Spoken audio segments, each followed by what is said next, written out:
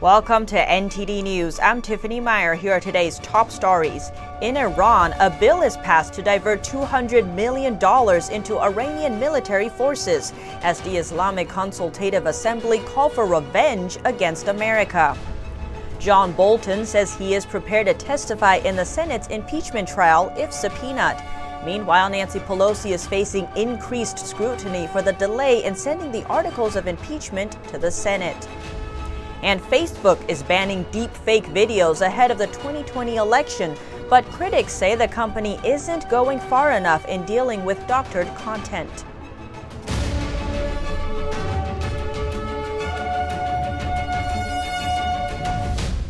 Tehran is saying it will give more than $200 million towards Iran's military, specifically its unconventional warfare and military intelligence arm. It's calling the U.S. Central Command and Pentagon terrorists. Iran's Islamic Consultative Assembly passed a bill on Friday calling the U.S. military's command at the Pentagon terrorists. Lawmakers gathered on the floor of the Iranian parliament chanting "Death to America," "No compromise," and "Revenge." The bill allocates over $200 million extra to the unconventional warfare and military intelligence arm of Iran's Islamic Revolutionary Guard Corps, called the Quds Forces, which top Iranian General Qasem Soleimani headed. The U.S. says the Quds Force train Iraqi militants to make roadside bombs used to kill hundreds of American troops in Iraq. President Trump designated the Islamic Revolutionary Guard Corps a terrorist organization in April and approved the airstrikes that killed Soleimani. And a stampede at the military commander's funeral led to the death of 50, with hundreds more injured. Secretary of State Mike Pompeo today reaffirmed last Friday's strike on Qasem Soleimani. He slammed Iran's activities in the Middle East and warned Iran against any retaliation.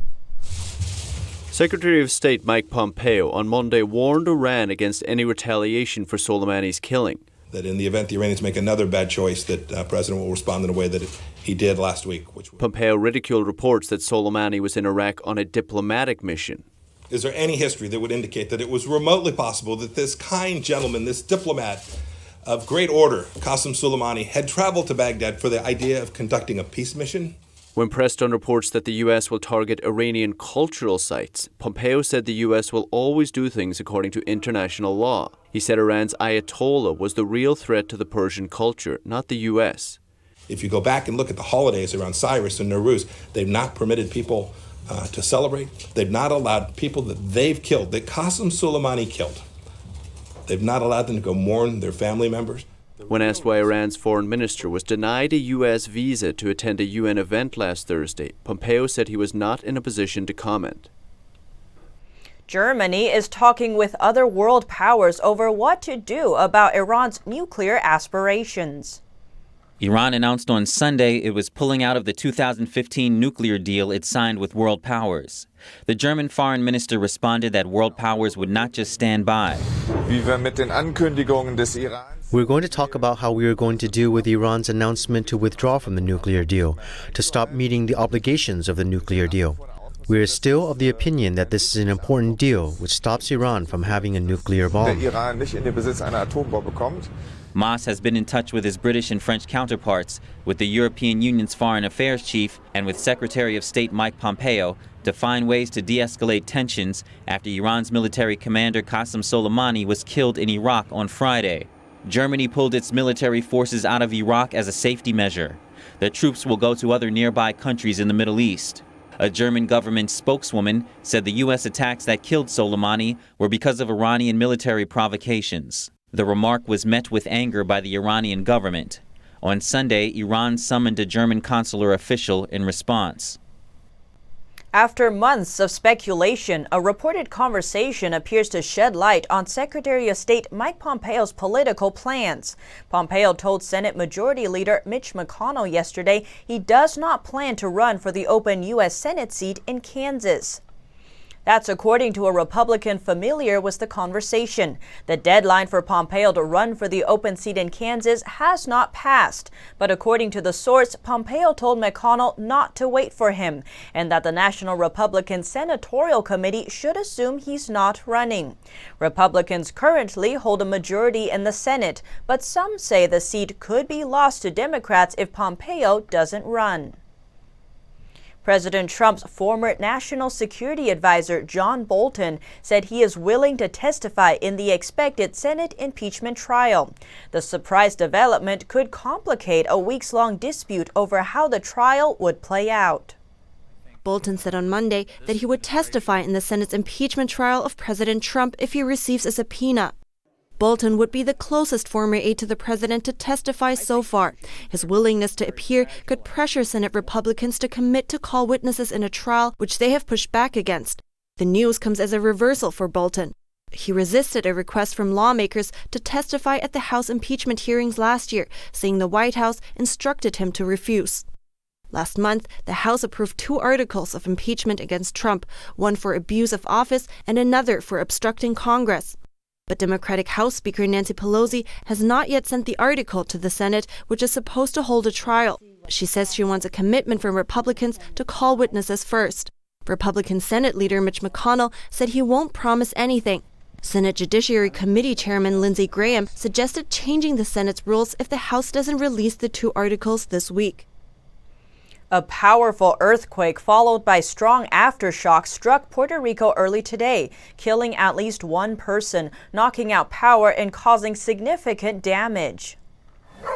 Puerto Rico Governor Wanda Vázquez-Garcet activated security measures on the island and said all public sector offices would remain closed on Tuesday while emergency plans were implemented. The Pacific Tsunami Warning Center reported a small tsunami measuring more than half a foot. The U.S. Geological Survey said the first and biggest quake of magnitude 6.5 struck at a depth of 6 miles at around 4 o'clock this morning near the island's southern coast. A local newspaper reported that a 73-year-old man died there after a wall fell on him. Puerto Rico has been hit by several quakes in the past 2 weeks. The first on Tuesday, which witnesses described on social media as super strong and lasting up to 30 seconds, was the strongest yet. It was followed by a number of hefty aftershocks, including one measuring 5.8. The impact along the country's southern coast appeared significant. In the town of Guánica, several buildings collapsed. Further east in Maunabo, footage on social media showed residents evacuating to higher ground following the tsunami warning. On Monday, a 5.8 magnitude quake off southern Puerto Rico knocked several houses off their supporting pillars in Guánica and Guayanilla. Television images showed vehicles crushed beneath them. Facebook says it will remove certain deepfakes and other manipulated videos from its platform. The move is aimed at curbing misinformation ahead of the U.S. presidential election. Facebook is cracking down on manipulated videos posted to its platform.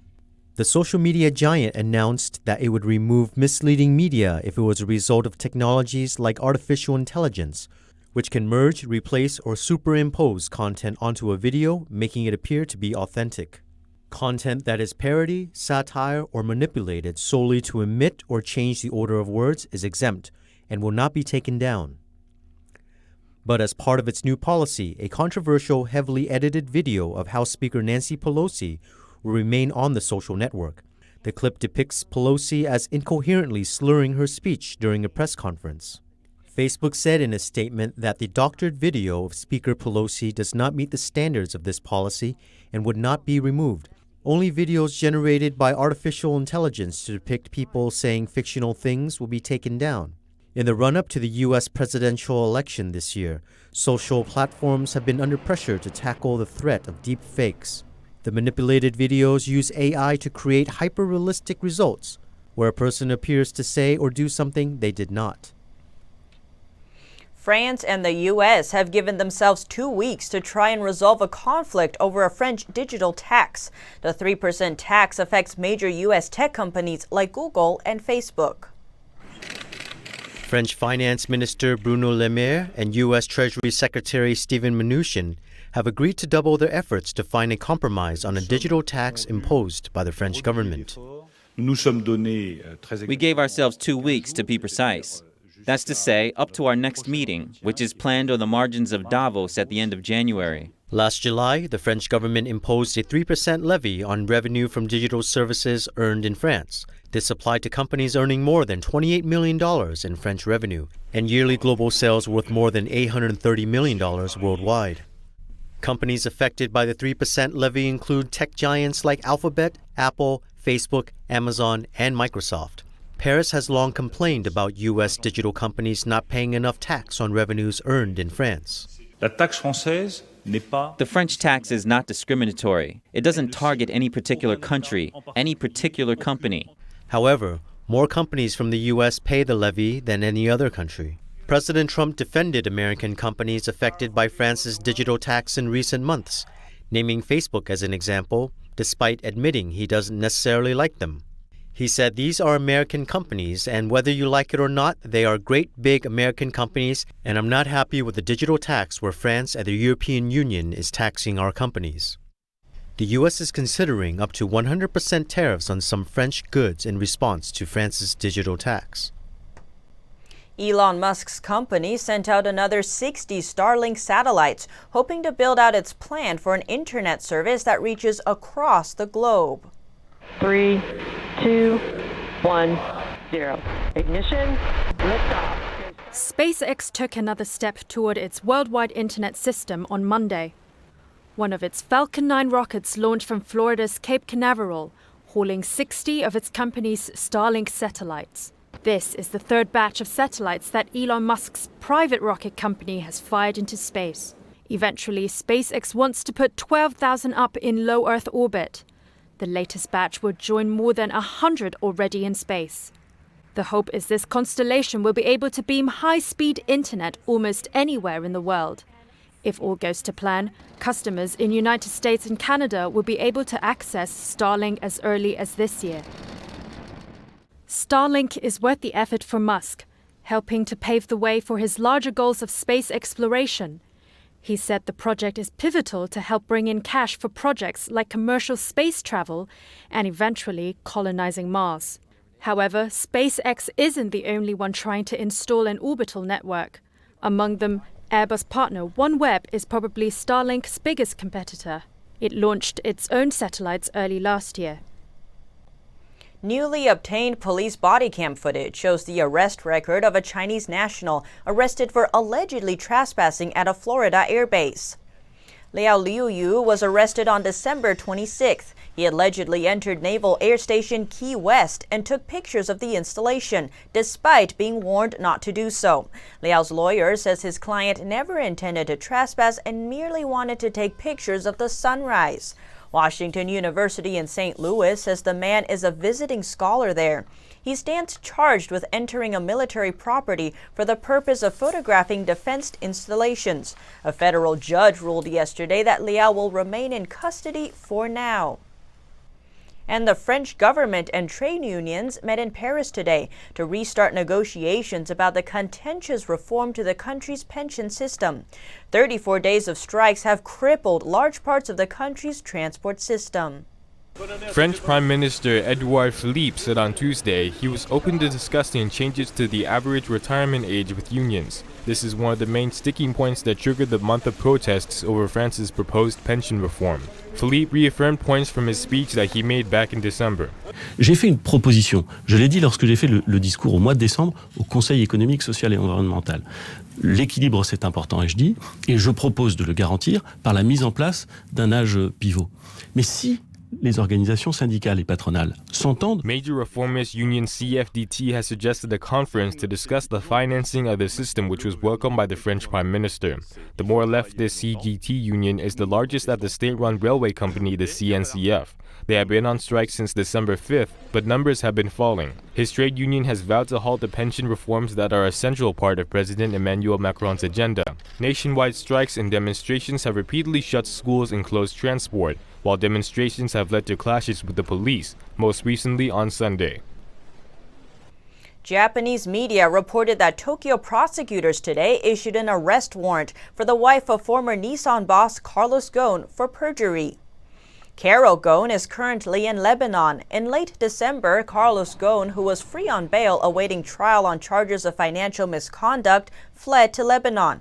He reportedly escaped Japan via the Kansai airport in Osaka. Japan said today it plans to express regret to Lebanon that Ghosn escaped the country and will ask the Lebanese to help investigate the case. Up next, a mysterious outbreak of viral pneumonia in central China hospitalizes dozens. Chinese officials have not revealed much information. More on that after the break.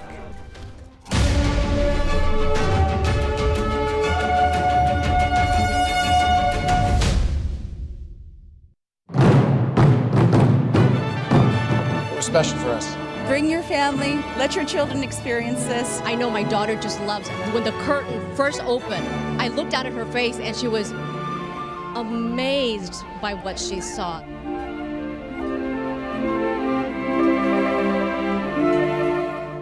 It's great for the whole family. And I have a granddaughter. I want her to see something like this because it'll probably enrich her soul and her development as a person. It would change her life. It's hard for kids to listen to parents all the time, but when they hear it from an outside influence as well, reinforcing your values, that's great. Oh, it's so beautiful. And her birthday was Friday, so we surprised her with tickets. I was just so amazed. They're amazing, amazing dancers. The girls are so elegant and beautiful, and the colors are amazing. It's just amazing. It's truly breathtaking. Just the story. There's a story behind everything as well, which is amazing. There's so much culture. It's a bridge between meditation and peace and where we are now in our busy lives. As an adult and a teacher, it's awesome to see kids reacting and having that positive reaction to the show. I will see it next year and year after that and the year after that. It is just incredible, absolutely beautiful. I wish I could see it again, like right now.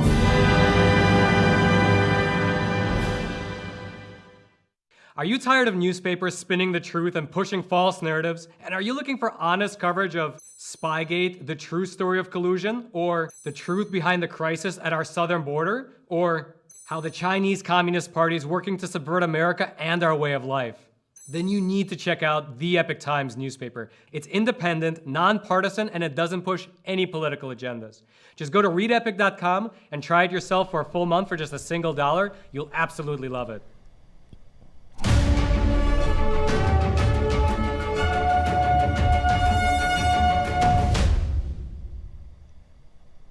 Public health experts are calling on Chinese authorities to be more transparent after a mysterious outbreak of viral pneumonia hospitalized dozens.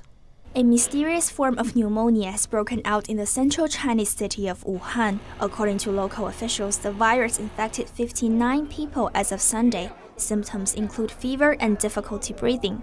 The first case was discovered on December 12th. But local health officials did not alert the public until December 31st. The delay of official information recalls the scary memory of the 2003 SARS outbreak in China, when the regime covered up the epidemic for weeks. The SARS virus later spread to 36 countries, infecting 8,000 people. Nearly 800 of them died. This time, the Chinese Health Bureau have ruled out SARS, but say they are still identifying the responsible virus. Sean Ling worked at a viral disease branch of the U.S. Army. He said till now the Chinese officials should know more information than what official statements suggest. So it's very likely the scientists in there or the public health officers know what type of potential pathogen it might be. He said the delay may be because there are multiple mutations of the virus, and the authorities need time to identify them. They don't want to release too much information when they are not sure, but at the same time, they don't have enough credibility with the public, so when they don't release information, they can cause panic in the society. But he said the authorities should at least allow the media to follow up with local hospitals and patients, interview scientists, and inform the public about preventative measures. So far, the local hospital refused to comment when reporters reached out to them. Local Chinese police have summoned 8 people for spreading rumors online. In a statement to NTD, public health analyst Laurie Garrett said that my problem with the current outbreak and the Chinese response is that very little information of any kind has been provided by authorities in Wuhan or Beijing. She said China appears more interested in maintaining control than in abiding by the principles of the IHR. The International Health Regulations, or the IHR, requires swift notification to the World Health Organization regarding any significant outbreaks of infectious diseases. The Chinese authorities say there's no evidence of human-to-human transmission of the illness, but authorities in Hong Kong reported that 17 patients were found to have fever or respiratory symptoms after returning from the Chinese city Wuhan. Hong Kong, Taiwan, and Singapore have stepped up airport screenings for travelers. Penny Zhou, NTD News. Hong Kong's health chief discussed illness reporting procedures today following a mysterious viral outbreak. The illness has already impacted dozens of people in a central Chinese city. Hong Kong's Secretary for Food and Health said on Tuesday that medical practitioners are required to report suspected cases of the respiratory illness to the government. The cause of the sickness is still unknown. Severe respiratory disease associated with novel infectious agent will be incorporated into Schedule 1 under the Prevention and Control of Disease Ordinance as reportable infectious disease. This comes after authorities reported that 30 patients were treated for respiratory infection symptoms after returning from the eastern city of Wuhan. 13 patients have been discharged so far. We have conducted a risk assessment. We have activated the severe response level. Under this severe response level, in relation to novel infectious disease, the immediate effect on public health is moderate. The secretary also added that Hong Kong's government would remain in close contact with the World Health Organization and China's National Health Commission to keep up with the latest development of the infectious disease. Hospitals and doctors have been directed to report cases of fever in anyone who has traveled to Wuhan City in the past 14 days. Up next, Australia continues to battle wildfires as the country's losses grow. 20 firefighters from California fly in to help. More on that when we return.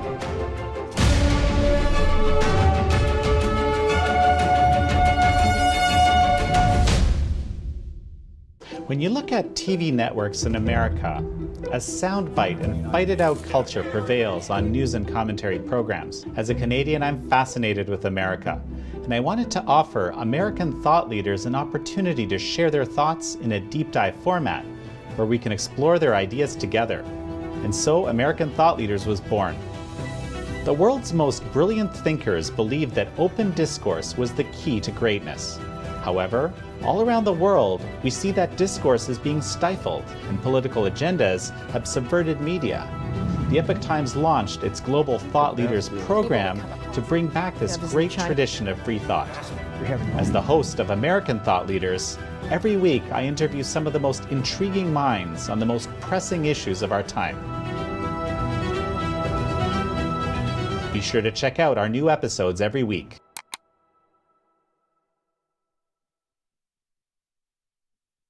Our investigative reporters at the Epoch Times have spent 18 months uncovering the biggest political scandal in modern history. We connected the dots around Spygate, the actions by Obama-era officials against Trump's 2016 presidential campaign. Join me on Declassified as we bring you up-to-date developments on this unfolding scandal.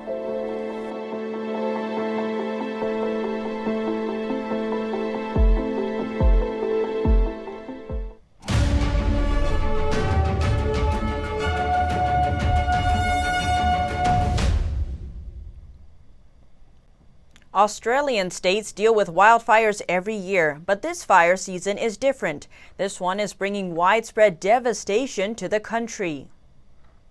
Nothing but red as an Australian Defence Force flies above Malakuta during an evacuation mission. Nearly 15 million acres have been scorched across Australia's 6 states so far this fire season. This is our war. This fire is Australia's war. Australian insurers estimate more than $480 million in losses so far this fire season. At least 24 deaths have been confirmed, with most of the casualties in New South Wales. The ferocity of this sort of fire is unbelievable. And we made the right decision to evacuate. For that, I'm thankful. About 2,700 firefighters are battling the infernos. I get a lump in my throat sometimes with seeing people who come and have to confront this. The Australian Defence is calling on a few thousand Army Reserve forces and others, including 20 veteran California firefighters. It's just what I love to do. I love fighting fire, and I want to hopefully help the Australians out there, and hopefully we do our due diligence as we should as a country here, and get out there and get to work. A professor from the University of Sydney estimates 484 million animals across New South Wales were killed in the fires. Meanwhile, state authorities in Australia have arrested nearly 200 people for alleged arson since the devastating bushfires began. More than 12 million Chinese and Taiwanese netizens have chosen the word trapped as the character of the year, as voters consider relations between Beijing and Taipei ahead of Taiwan's decisive elections on Saturday. Regardless of the popularity of candidates or their promises of economic growth, the decision of the Taiwanese people will define their immediate future, depending in large part on the stance their elected leaders take towards the Chinese Communist Party. Polls show the current president, Tsai Ing-wen, of the Democratic Progressive Party favored to win re-election, although doubts remain about whether she will get a big majority. Tsai has championed Taiwan's independence in the face of growing pressure from the Chinese regime. The opposition party, the Kuomintang, previously sought closer relations with Beijing, and its candidate for this election previously campaigned in favor of China's ambitions to take ownership of the island. Up next, Americans vacationing in January are headed to warmer weather. Learn about this month's top travel destinations and how much they cost after the break.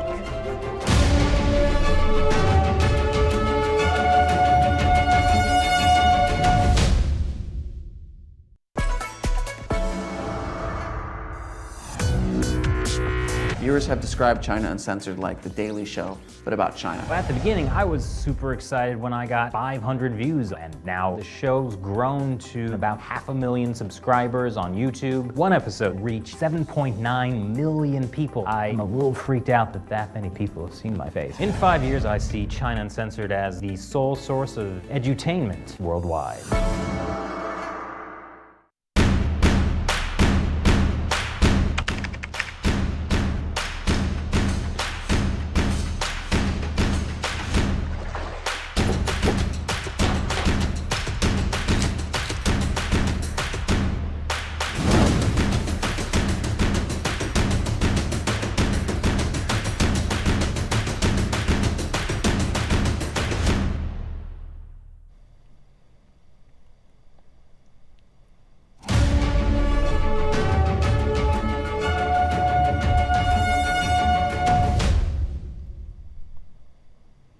The holidays are over, and if you made it to 2020 debt-free, travel should be on your mind if you want to take advantage of deep discounts. Now, let's take a look at the top destinations this month and why experts say your wallet will be happy too.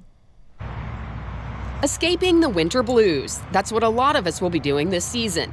January is a great month for travel, and that's often because there's fewer crowds and more affordable pricing. The top 5 destinations for January show that most of us are chasing warmer temperatures. That's based on TripAdvisor flight data based on average domestic round-trip economy fares for one person. Sin City is at the top of the list. Meanwhile, 3 Florida cities also made the list: Orlando, Fort Lauderdale, and Miami. TripAdvisor says round-trip airfare to all 3 Florida destinations average under $250. Honolulu took the 5th spot in the survey, with round-trip airfare averaging about $507. It won't be as crowded. Many folks already maxed out their budgets over the December holiday timeframe, so you can really take advantage of the beaches and dining and everything that Honolulu has to offer. And that's all for now. Thanks for tuning in. Join us again tonight. I'm Tiffany Meyer.